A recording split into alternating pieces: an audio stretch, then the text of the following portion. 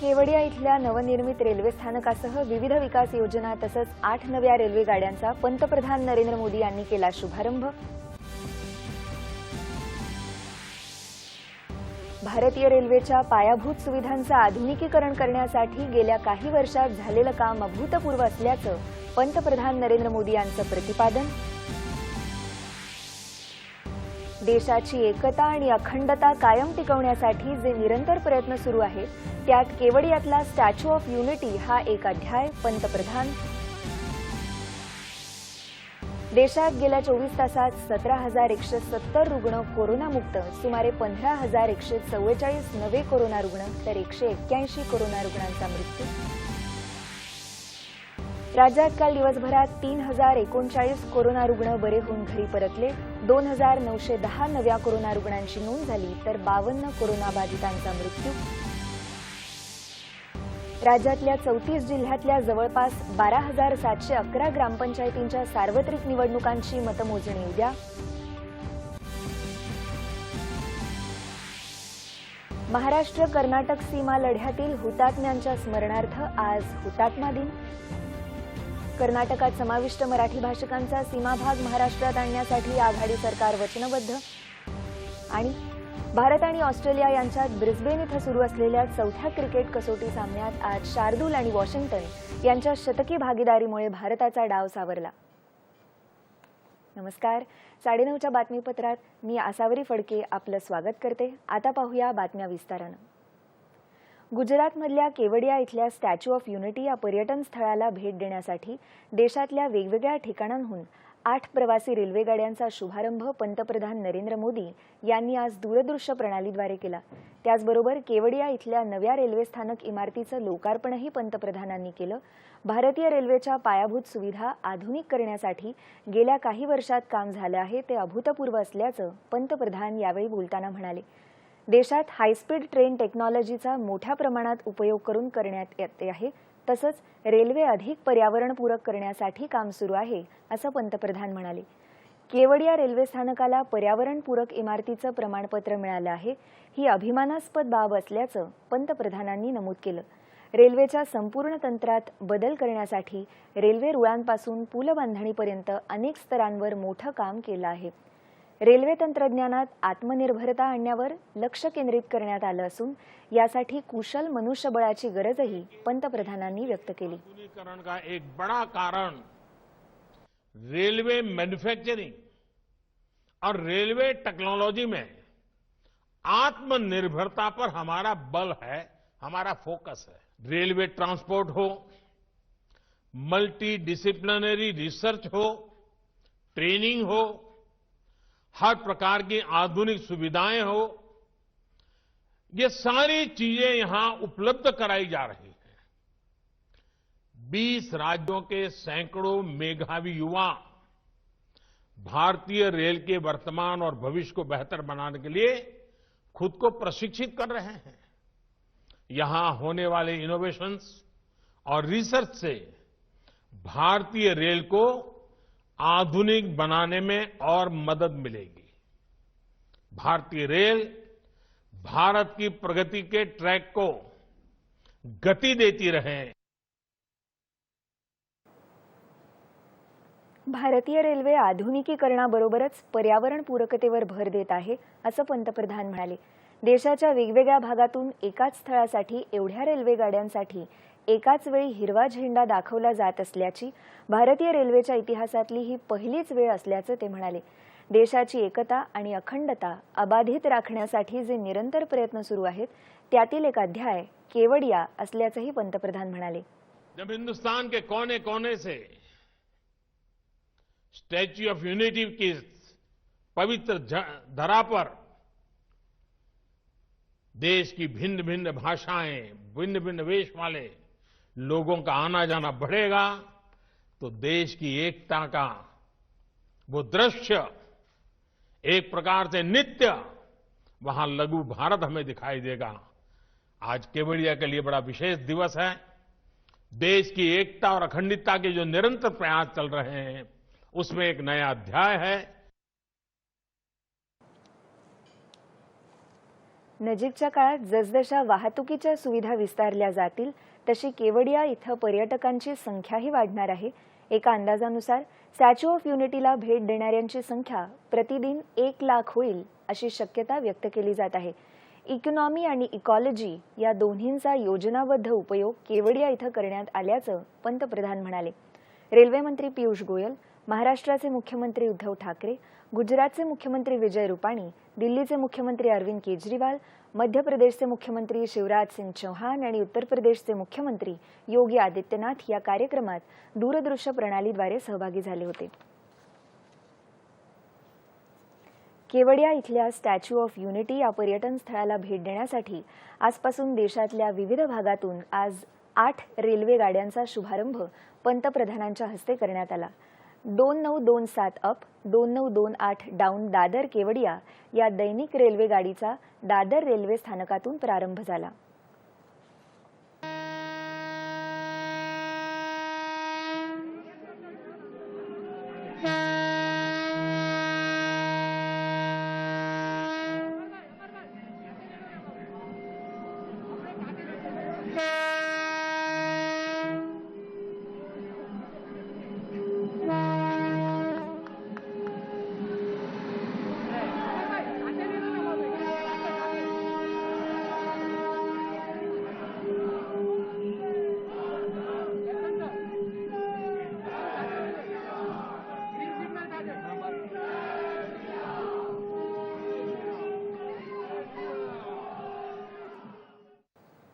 दूरदृश्य प्रणालीच्या माध्यमातून आज झालेल्या कार्यक्रमात मुंबईतून मुख्यमंत्री उद्धव ठाकरे हे देखील सहभागी झाले होते.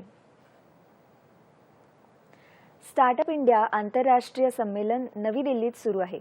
पंतप्रधान नरेंद्र मोदी यांनी या संमेलनात काल मार्गदर्शन केलं. सध्या डिजिटल क्रांतीचं युग असून भारतातल्या 44% स्टार्टअप उद्योगांच्या संचालिका या महिला आहेत. ही अभिमानास्पद गोष्ट आहे असं पंतप्रधान यावेळी बोलताना म्हणाले. युवकांच्या स्वप्नांचं तुम्ही अतिशय उत्तम उदाहरण असून तुमच्यात भविष्य बदलण्याची अपार शक्ती आहे. तुम्हा सर्वांमध्ये असलेला हा आत्मविश्वास कायम राहिला पाहिजे असंही ते म्हणाले. विविध प्रकारात विजेत्या स्टार्टअप उद्योजकांचं त्यांनी कौतुक केलं. एकत्र आणि एकमेकांसाठी कार्य हा आपला उद्देश असून 21वे शतक हे आशियाचं शतक असल्याचं त्यांनी सांगितलं. स्टार्टअप सुरू करणाऱ्या युवकांना आता चांगलं प्रोत्साहन मिळत असून भविष्यातील तंत्रज्ञानासंदर्भातील अनेक संशोधनं पुढे येतील असा विश्वास त्यांनी व्यक्त केला. स्टार्टअप्स को शुरुआती पूंजी उपलब्ध कराने के लिए देश 1000 करोड़ रुपए का startup India seed fund launch कर रहा है. इससे नए स्टार्टअप शुरू करने और ग्रो करने में मदद मिलेगी. फंड ऑफ फंड स्कीम के जरिए स्टार्टअप्स को इक्विटी कैपिटल रेज करने में भी पहले से ही मदद की जा रही है. आगे सरकार स्टार्टअप्स को गारंटीज के जरिए डेट कैपिटल रेज करने में भी मदद करेगी.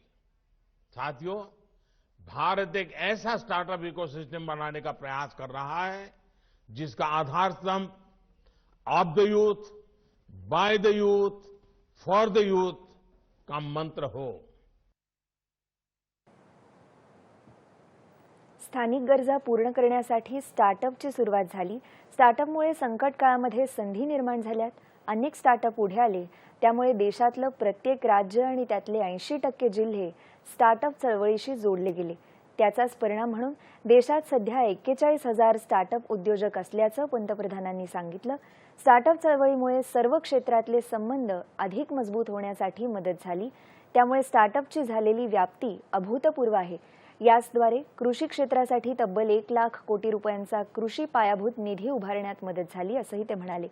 स्टार्टअप इंडिया सीड फंड योजनेसाठी 1000 कोटी रुपयांची घोषणाही त्यांनी यावेळी केली. दरम्यान प्रारंभ स्टार्टअपच्या पहिल्या दिवशी काल उद्योग आणि अंतर्गत व्यापार प्रोत्साहन विभाग, वाणिज्य आणि उद्योग मंत्रालयातर्फे गोलमेज बैठक आयोजित करण्यात आली होती. यावेळी अमेरिका, जपान, कोरिया, सिंगापूर आणि इतर 70 देशांमधले गुंतवणूकदार उपस्थित होते. नव्या कृषी कायद्यातल्या प्रत्येक तरतुदींवर चर्चा करायला केंद्र सरकार तयार असून या कायद्यांमध्ये काही सुधारणा अपेक्षित असेल तर शेतकरी संघटनांनी खुलेपणाने चर्चा करून त्या सरकारसमोर मांडाव्यात, असं केंद्रीय कृषी मंत्री नरेंद्रसिंग तोमर यांनी म्हटलं आहे. नव्या सुधारणा करायला सरकारची तयारी असल्याची हमी यावेळीही याआधीच वेळोवेळी शेतकरी संघटनांना दिली असल्याचं त्यांनी सांगितलं. येत्या 19 जानेवारीला शेतकरी संघटना आणि केंद्र सरकार यांच्यातल्या नियोजित बैठकीत शेतकऱ्यांनी कायदे रद्द करण्याच्या मागणी पलीकडे जाऊन कायद्यातल्या सर्व तरतुदींवर चर्चा करावी. सरकार त्यांच्या सुधारणांवर खुल्या मनानं आणि गांभीर्यानं विचार करेल, असंही तोमर म्हणाले. किसान यूनियन के साथ आग्रह किया है कि वे कानून के क्लॉज पर चर्चा करें और जहां किसान को आपत्ति है या किसान को तकलीफ दिखाई देती है वो बताएं, तो सरकार उस पर विचार करने के लिए भी और संशोधन करने के लिए भी तैयार है. हमारी अपेक्षा है कि किसान 19 तारीख को क्लॉज बाय क्लॉज चर्चा करें. वो रिपील के अलावा क्या विकल्प चाहते हैं वो विकल्प सरकार के सामने प्रस्तुत करें, तो सरकार जरूर पूरी गंभीरता के साथ उनकी समस्या पर, उनकी आपत्ति पर विचार करने को खुले मन से तैयार है. रस्ता सुरक्षेबाबत जनजागृती आणि देशात होणाऱ्या रस्ता अपघातांचं प्रमाण कमी करण्याच्या उद्देशानं उद्यापासून देशभर राष्ट्रीय रस्ता सुरक्षा महिना उपक्रम आयोजित करण्यात आला आहे. त्यानिमित्त नवी दिल्लीत होणाऱ्या कार्यक्रमाचं उद्घाटन संरक्षण मंत्री राजनाथ सिंग आणि केंद्रीय रस्ते वाहतूक आणि महामार्ग मंत्री नितीन गडकरी यांच्या हस्ते होईल. या अभियानांतर्गत रस्ता सुरक्षा विषयावरील चित्रपटांचं प्रसारण, वाघा बॉर्डर ते कन्याकुमारीपर्यंत सुरक्षित गती अजिंक्यपद स्पर्धेचं आयोजन आणि विविध पुरस्कारांचं वितरण इत्यादी कार्यक्रम होणार आहेत. याशिवाय चर्चासत्र, वॉकेथॉन आणि पोस्टर निर्मिती या स्पर्धा देखील होणार आहेत. राज्यात प्रादेशिक परिवहन विभागातर्फे आयोजित 32व्या राष्ट्रीय रस्ता सुरक्षा अभियानाचा शुभारंभ उद्या पालकमंत्री एकनाथ शिंदे यांच्या उपस्थितीत होणार आहे. महिनाभर चालणाऱ्या या अभियानांतर्गत रस्ते सुरक्षा विषयक विविध कार्यक्रमांचं आयोजन करण्यात आलं आहे.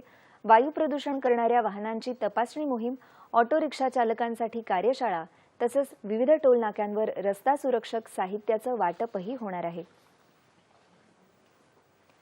केंद्रीय आरोग्य मंत्री डॉक्टर हर्षवर्धन यांनी काल देशभरात झालेल्या कोरोना लसीकरण मोहिमेचा राज्यांचे आरोग्य मंत्री यांच्याकडून आढावा घेतला. कोरोना लसीकरणाच्या संदर्भात पसरवण्यात येणारे गैरसमज आणि चुकीची माहिती या संदर्भात राज्यांच्या आरोग्य मंत्र्यांनी स्पष्टीकरण देऊन जनतेला योग्य माहिती पुरवण्याची व्यवस्था करावी, असं आवाहन डॉक्टर हर्षवर्धन यांनी केलं. संपूर्ण देशात काल कोरोना प्रतिबंधक लसीकरण मोहीम राबवण्यात आली.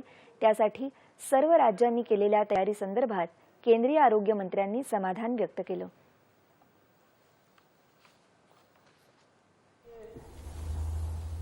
कोविड के खिलाफ जंग में एक संजीवनी के रूप में देश में प्रस्तुत की गई है और कोविड के खिलाफ जो लड़ाई सफलता की दिशा में धीरे धीरे आगे बढ़ रही थी, उस लड़ाई के कदम सफलता की ओर और तेजी से आगे बढ़ेंगे.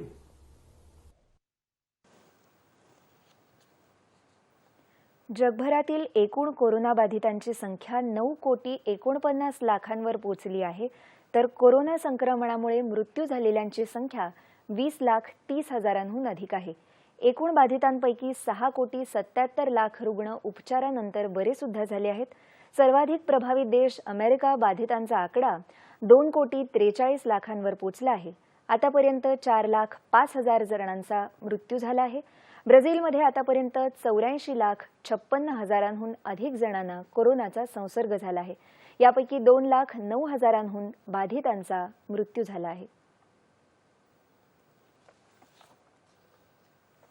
देशात गेल्या 24 तासात 17,170 रुग्ण कोरोनातून बरे होऊन घरी परतले. 15,144 नव्या कोरोना रुग्णांची नोंद झाली, तर 188 नव्या कोरोना बाधितांचा मृत्यू झाला, अशी माहिती केंद्रीय आरोग्य मंत्रालयाने दिली आहे. आतापर्यंत 1,01,96,885 कोरोना रुग्ण बरे झाले आहेत, तर रुग्ण बरे होण्याच्या दरातही वाढ होऊन तो 96.58% पोहोचला आहे. उपचाराधीन कोरोना रुग्णांची संख्या कमी होऊन 2,08,826 इतकी झाली आहे. आतापर्यंत एकूण 1,52,274 जणांचा कोरोनामुळे मृत्यू झाला आहे. राज्यात काल दिवसभरात 3,039 कोरोना रुग्ण बरे होऊन घरी परतले. 2,910 नव्या कोरोना रुग्णांची नोंद झाली तर 52 कोरोना बाधितांचा मृत्यू झाला.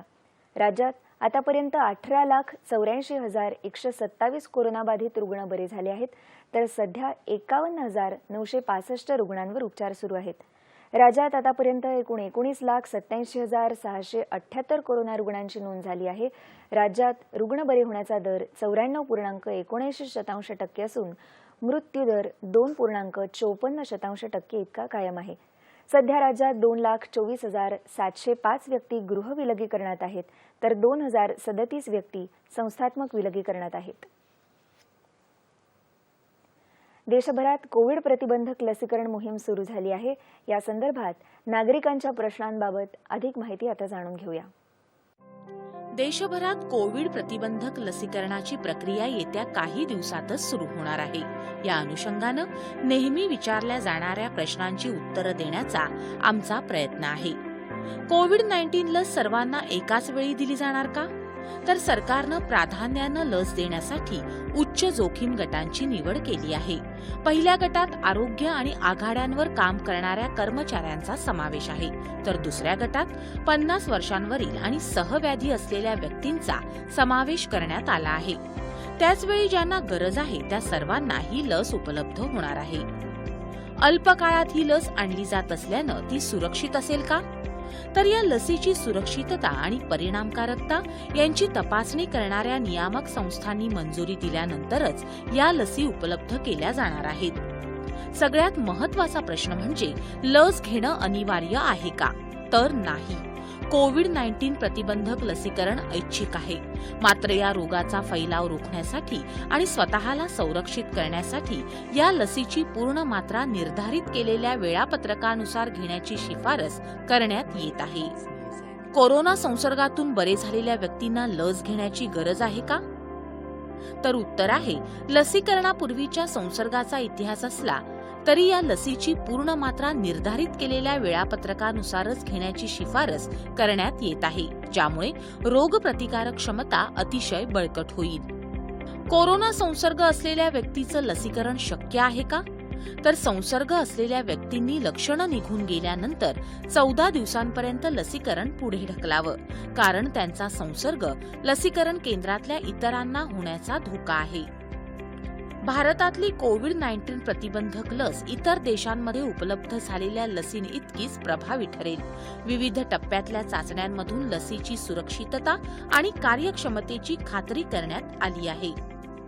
आधार कार्ड, वाहन परवाना, मतदार ओळखपत्र, पॅन कार्ड, बँकेचं किंवा पोस्टाचं पासबुक, पारपत्र, निवृत्ती वेतनासंदर्भातली कागदपत्र, विधानसभा आणि विधान परिषदेतल्या आमदारांनी दिलेलं अधिकृत ओळखपत्र, केंद्र आणि राज्य सरकारनं तसंच सार्वजनिक क्षेत्रातल्या कंपन्यांनी कर्मचाऱ्यांना दिलेली सेवा ओळखपत्र, कामगार मंत्रालयाच्या योजनेअंतर्गत देण्यात आलेलं आरोग्य विमा स्मार्ट कार्ड, तसंच महात्मा गांधी राष्ट्रीय ग्रामीण रोजगार हमी कायदा जॉब कार्ड ही कागदपत्र ग्राह्य धरली जातील. त्यापैकी एक कागदपत्र आपल्या छायाचित्रासह नोंदणीच्या वेळी प्रस्तुत करावं लागेल. देशातल्या जनतेच्या इच्छाशक्तीच्या बळावर कोरोना संक्रमणावर नियंत्रण घालण्यात यश आलं असं मत राज्यपाल भगतसिंग कोश्यारी यांनी व्यक्त केलं. नागपूर इथे राजभवनात Commonwealth association for health and disability या संस्थेच्या वतीनं कोरोना योद्ध्यांचा सत्कार करण्यात आला. त्यावेळी राज्यपाल बोलत होते. भारतीय संस्कृतीमध्ये सेवाभावाला सर्वाधिक महत्त्व आहे. त्यामुळेच 130 कोटी लोकसंख्येच्या देशात आपण उत्तम प्रकारे काम करू शकलो, याबद्दल राज्यपालांनी समाधान व्यक्त केलं. या कार्यक्रमाला खासदार विकास महात्मे, कॉमनवेल्थ असोसिएशनचे अध्यक्ष डॉक्टर उदय बोधनकर यांच्यासह अनेक मान्यवर उपस्थित होते. राज्यातल्या 34 जिल्ह्यातल्या जवळपास 12,711 ग्रामपंचायतींच्या सार्वत्रिक निवडणुकांची मतमोजणी उद्या होणार आहे. या निवडणुकीतल्या 1,25,709 जागांसाठी 2,14,880 उमेदवार निवडणूक रिंगणात उभे होते. राज्यातल्या सुमारे 14,234 ग्रामपंचायतींच्या सार्वत्रिक निवडणुकांची घोषणा राज्य निवडणूक आयोगानं केली होती. त्यातल्या काही ग्रामपंचायतींच्या निवडणुका पूर्णतः तर काही ग्रामपंचायतींच्या निवडणुका अंशतः बिनविरोध झाल्या. नाशिक जिल्ह्यातल्या उमराणे आणि नंदुरबार जिल्ह्यातल्या खोंडामळी ग्रामपंचायतीची निवडणूक आयोगानं रद्द केली होती, तर गडचिरोली जिल्ह्यातल्या 6 तालुक्यातल्या 162 ग्रामपंचायतींसाठी येत्या 20 जानेवारी रोजी मतदान होणार आहे.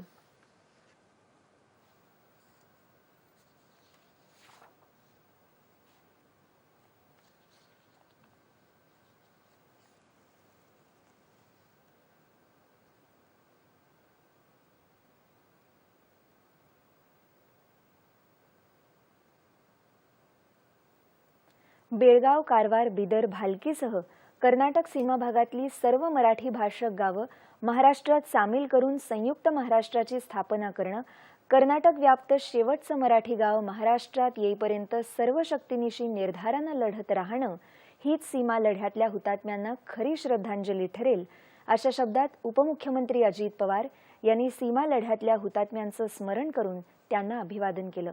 सीमा भागातली मराठी बांधवांवर आणि महाराष्ट्र राज्यावर झालेला अन्याय दूर करण्यासाठी मराठी बांधवांचा लढा अखंड सुरू आहे. हा लढा यशस्वी होईपर्यंत समस्त मराठी बांधव सर्व शक्तीनिशी एकजुटीनं लढतील, असं ते म्हणाले. संयुक्त महाराष्ट्रासाठी लढणाऱ्या आंदोलकांवर 18 जानेवारी 1956 रोजी मुंबईत गोळ्या घालण्यात आल्या होत्या. त्यात महाराष्ट्राचे 10 सुपुत्र शहीद तर 250हून अधिक जण जखमी झाले होते. संयुक्त महाराष्ट्रासाठी शहीद झालेल्या त्या वीरांनाही उपमुख्यमंत्री अजित पवार यांनी अभिवादन केलं आहे. औरंगाबाद शहराच्या विकासासाठी निधीची कमतरता भासू दिली जाणार नाही, अशी ग्वाही पर्यटन आणि पर्यावरण मंत्री आदित्य ठाकरे यांनी दिली आहे. औरंगाबादमध्ये छत्रपती संभाजीराजे मार्केट आणि क्रीडा संकुलाचं लोकार्पण आदित्य ठाकरे यांच्या उपस्थितीत झालं. शहरातील कचरा प्रकल्प, रस्ते विकास, सायकल ट्रॅक या प्रकल्पांचं लोकार्पणही काल झालं. शहराच्या विकासात भर घालणारी ही विकास कामं असून यापुढेही शहराच्या विकासाला प्राधान्य राहील. कल्याण, डोंबिवली, नाशिक, नागपूर याप्रमाणे या शहराचाही आराखडा तयार करण्यात यावा, अशा सूचना ठाकरे यांनी यावेळी महानगरपालिकेला दिल्या. त्याचबरोबर शहरातील नागरिकांनी कचरा विलगीकरण करून द्यावा, त्यामुळे शहर स्वच्छ आणि सुंदर राहण्यास हातभार लागेल, असं आवाहन ठाकरे यांनी केलं. ठाकरे यांच्या हस्ते पोलीस आयुक्तालयातील सीसीटीव्ही कॅमेरा केंद्र प्रकल्पाचं उद्घाटन झालं. या प्रकल्पाच्या माध्यमातून शहरात 700 सीसीटीव्ही कॅमेरे बसवण्यात आले आहेत. राज्यात 16 जानेवारी ते 15 फेब्रुवारी या कालावधीत सक्षम 2021 इंधन बचत महिना अभियान राबवण्यात येत आहे. त्यानिमित्तानं अहमदनगर शहरातील तारकपूर आगारात इंधन बचत कार्यक्रमाचं आयोजन करण्यात आलं होतं. इंधन बचत ही काळाची गरज असून इंधन बचतीसाठी राज्य परिवहन महामंडळाच्या अधिकारी आणि कर्मचाऱ्यांनी प्रयत्न करणं आवश्यक आहे, असं आवाहन अहमदनगरचे विभाग नियंत्रक विजय गीते यांनी केलं आहे. बस चालकांनी इंधन बचतीबाबत योग्य काळजी घेऊन उत्पन्न वाढीच्या दृष्टीनं प्रयत्न करावेत, असं गीते यांनी सांगितलं. गोव्यात पणजी इथं सुरू असलेल्या 51व्या भारतीय आंतरराष्ट्रीय चित्रपट महोत्सव अर्थात इफ्फीच्या आजच्या दुसऱ्या दिवशी रसिकांना चित्रपटांची मेजवानी आहे. तसंच दिग्गजांचं मार्गदर्शनही लाभत आहे. आज दुसऱ्या दिवशी भारतीय चित्रपटसृष्टीचे जनक दादासाहेब फाळके यांच्या शतकोत्तर सुवर्ण जयंती वर्षानिमित्त त्यांना अभिवादन करण्यात आलं आहे. यावेळी त्यांनी दिग्दर्शित 4 चित्रपटही प्रदर्शित करण्यात आले. पाथेर पांचाली, 200 मिरट्स हे चित्रपटही आज दाखवण्यात येणार आहेत. तसंच दिग्दर्शक सुभाष घई, शेखर कपूर, संगीतकार रिकी केज आणि स्वीडनच्या दिग्दर्शक रुबेन या ऑनलाईन पद्धतीनं यांची व्याख्यानं सुद्धा होणार आहेत. दरम्यान माहिती आणि प्रसारण मंत्री प्रकाश जावडेकर यांच्या हस्ते काल पणजीत महोत्सवाचं उद्घाटन झालं. आगामी इफ्फी चित्रपट महोत्सवात खासगी सहभागालाही मान्यता देण्यात येणार असल्याची घोषणा जावडेकर यांनी केली. भारत आणि बांगलादेश संयुक्तरित्या शेख मुजीबुर रहमान यांच्यावर बंगबंधू नावाच्या चित्रपटाची निर्मिती करणार असल्याची माहिती जावडेकर यांनी उद्घाटन प्रसंगी दिली. यावेळी प्रकाश जावडेकर यांनी 2 पुरस्कारांची घोषणा केली. ज्येष्ठ अभिनेते, चित्रपट निर्माते, दिग्दर्शक आणि गायक विश्वजीत चटर्जी यांना या वर्षाचं भारतीय व्यक्तिमत्व या पुरस्कारानं गौरवण्यात येणार आहे. मार्च 2021 मध्ये होणाऱ्या राष्ट्रीय चित्रपट पुरस्कारांच्या वितरण प्रसंगी त्यांना हा पुरस्कार प्रदान करण्यात येणार आहे. इटालियन छायाचित्रकार विटारियो स्टुरारो यांना जीवन गौरव पुरस्कारानं गौरवण्यात येणार आहे. उद्घाटनानंतर जावडेकर यांच्या हस्ते NFDC फिल्म बाजाराचेही उद्घाटन झालं. या महोत्सवात देशविदेशातले 200 चित्रपट प्रदर्शित करण्यात येणार आहेत. महोत्सवात यंदा प्रथमच प्रत्यक्ष आणि ऑनलाईन स्वरूपात हे चित्रपट पाहता येणार आहेत. यावर्षी महोत्सवाच्या उद्घाटन प्रसंगी अभिनेते सुदीप संजीव हे प्रमुख पाहुणे म्हणून तसंच मुख्यमंत्री प्रमोद सावंत उपस्थित होते. यावेळी सांस्कृतिक कार्यक्रमांनी रसिकांना मंत्रमुग्ध केलं.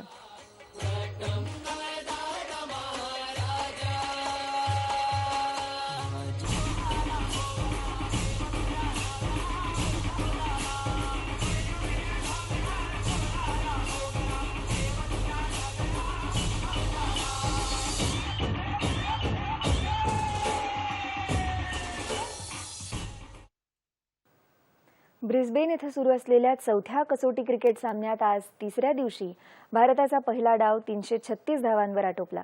त्यानंतर ऑस्ट्रेलियाच्या दुसऱ्या डावाला सुरुवात झाली. आजच्या दिवसाचा खेळ संपला तेव्हा ऑस्ट्रेलियाच्या बिनबाद 21 धावा झाल्या होत्या.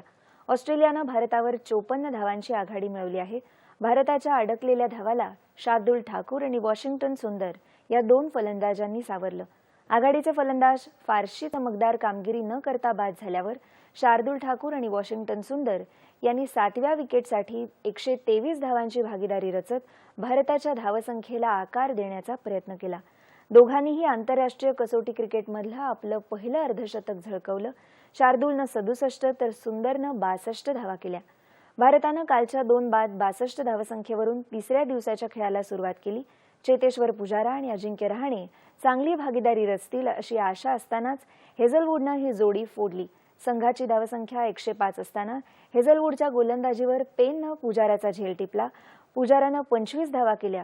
कर्णधार रहाणेही स्टार्कच्या गोलंदाजीवर 37 धावा करून मॅथ्यू वेडकडून झेलबाद झाला. उपहारानंतर लगेचच हेझलवूडच्या गोलंदाजीवर मयंक अग्रवाल 38 धावा करून सिथकडून झेलबाद झाला. पाठोपाठ ऋषभ पंतही 23 धावांवर बाद झाला. ऑस्ट्रेलियातर्फे हेझलवूडनं 5 गडी बाद केले. हिंदुस्थानी शास्त्रीय संगीत परंपरेतले ख्यातनाम संगीतकार, गायक, पद्मविभूषण उस्ताद गुलाम मुस्तफा खान यांचं आज मुंबईत निधन झालं. ते 89 वर्षाचे होते.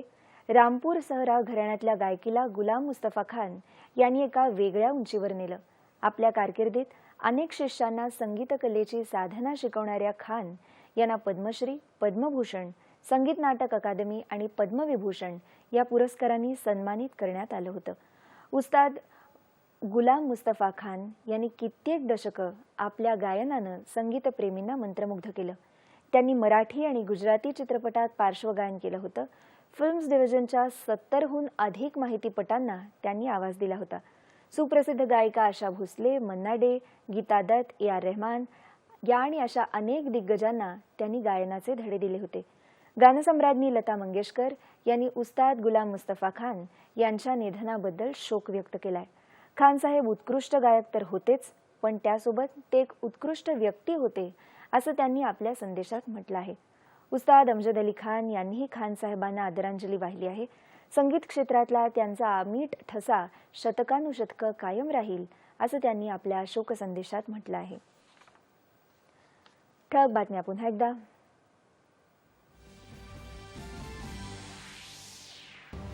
केवडिया इथल्या नवनिर्मित रेल्वे स्थानकासह विविध विकास योजना तसंच 8 नव्या रेल्वे गाड्यांचा पंतप्रधान नरेंद्र मोदी यांनी केला शुभारंभ. भारतीय रेल्वेच्या पायाभूत सुविधांचं आधुनिकीकरण करण्यासाठी गेल्या काही वर्षात झालेलं काम अभूतपूर्व असल्याचं पंतप्रधान नरेंद्र मोदी यांचं प्रतिपादन. देशाची एकता आणि अखंडता कायम टिकवण्यासाठी जे निरंतर प्रयत्न सुरू आहेत त्यात केवडियातल्या स्टॅच्यू ऑफ युनिटी हा एक नवा अध्याय, पंतप्रधान. देशात गेल्या 24 तासात 17,170 रुग्ण कोरोनामुक्त, सुमारे 15,144 नवे कोरोना रुग्ण तर 181 कोरोना रुग्णांचा मृत्यू. राज्यात काल दिवसभरात 3,039 कोरोना रुग्ण बरे होऊन घरी परतले. 2,910 नव्या कोरोना रुग्णांची नोंद झाली तर 52 कोरोना बाधितांचा मृत्यू.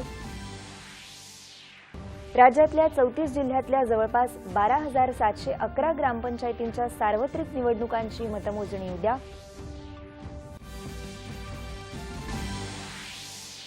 महाराष्ट्र कर्नाटक सीमा लढ्यातील हुतात्म्यांच्या स्मरणार्थ आज हुतात्मा दिन. कर्नाटकात समाविष्ट मराठी भाषिकांचा सीमाभाग महाराष्ट्रात आणण्यासाठी आघाडी सरकार वचनबद्ध. आणि भारत आणि ऑस्ट्रेलिया यांच्यात ब्रिस्बेन इथं सुरू असलेल्या चौथ्या क्रिकेट कसोटी सामन्यात आज शार्दूल आणि वॉशिंग्टन यांच्या शतकी भागीदारीमुळे भारताचा डाव सावरला. याबरोबरच हे बातमीपत्र संपलं. तेव्हा पुन्हा भेटूया संध्याकाळी 7 वाजता पुढील बातमीपत्रात आपल्या सह्याद्री वाहिनीवर. कोरोनापासून बचाव करण्यासाठी सुरक्षित अंतर राखा, हात स्वच्छ धुवा आणि मास्क व्यवस्थित लावा. नमस्कार.